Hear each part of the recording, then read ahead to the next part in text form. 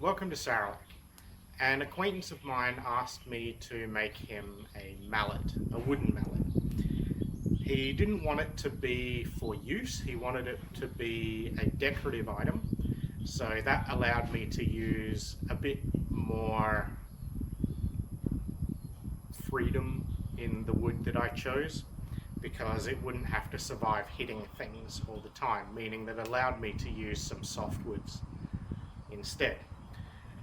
This is my mallet. I made this when I first came over here as one of my first handmade tools, and the reason for that was I just couldn't buy a decent quality wooden mallet over here, so I had to make one myself. Now, this is modeled off of the standard Carpenters mallet, but the standard Carpenters mallet will normally have two angled sides,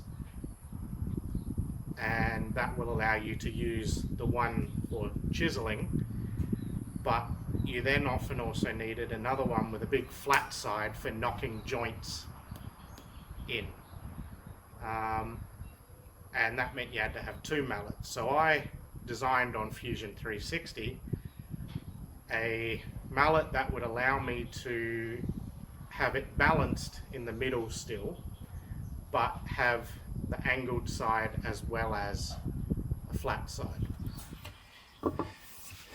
So Ringas is a tropical hardwood that, as you can see, has some pretty amazing patterns to it. It's unfortunately not a very popular timber due to the fact that the sapwood and the sap in general has a similar effect to poison ivy, in that it is extremely irritating to the skin when it is fresh. But in this dried, processed, ready to work condition, it's perfectly fine to handle and machine. You won't have any problems with it in terms of irritability. However, and something you might be able to see if I can get the reflection right, is that even this is just freshly thicknessed and plain timber. It's not been sanded, it's not been treated with anything, this is as is. But you can see that it's quite shiny, and that's the silica in it. And it has a very high silica content, which means it is going to do a number on your tools as you use them. So while it is a beautiful wood and it works quite easily, it will dull your tools very quickly. So you have to be aware of that. But it is a spectacular timber, absolutely gorgeous to work with, and it'll get a bit darker than this as well. Fairly quickly it'll darken up depending on what you treat the wood with as well. So to make this mallet, there are two of the main body pieces, one each side, and then in the middle are a left and right piece that have been cut at an angle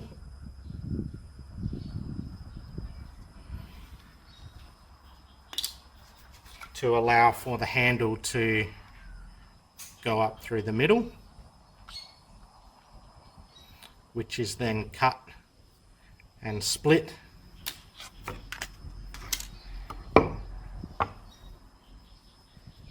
with two wedges to hold it in place. So you could do the handle without glue, but you may as well, because you're not going to take it apart again. So what we need is two pieces of the body and one piece each of the left and right side. So we'll do the body first, because the biggest bit is always better to have the nice look through it. So I think we'll aim for this in the middle.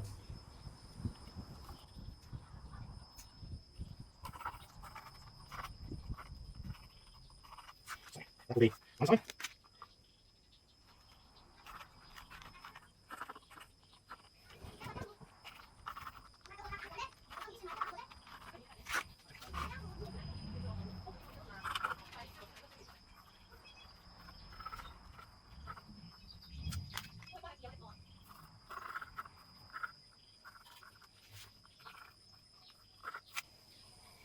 There we go.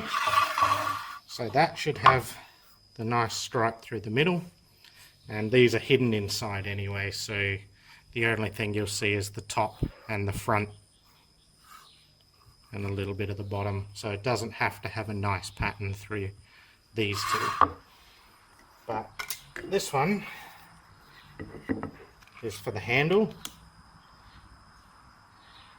and so I'll just marker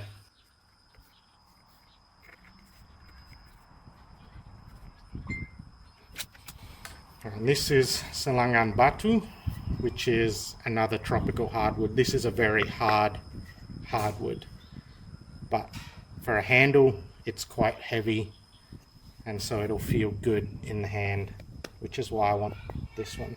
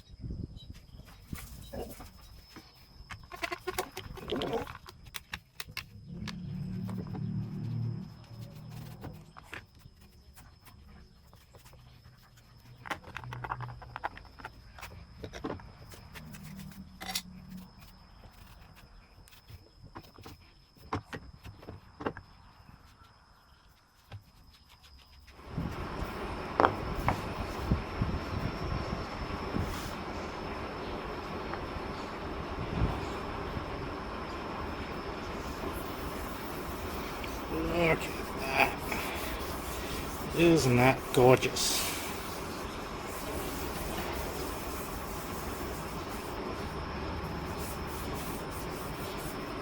That is a sexy wood.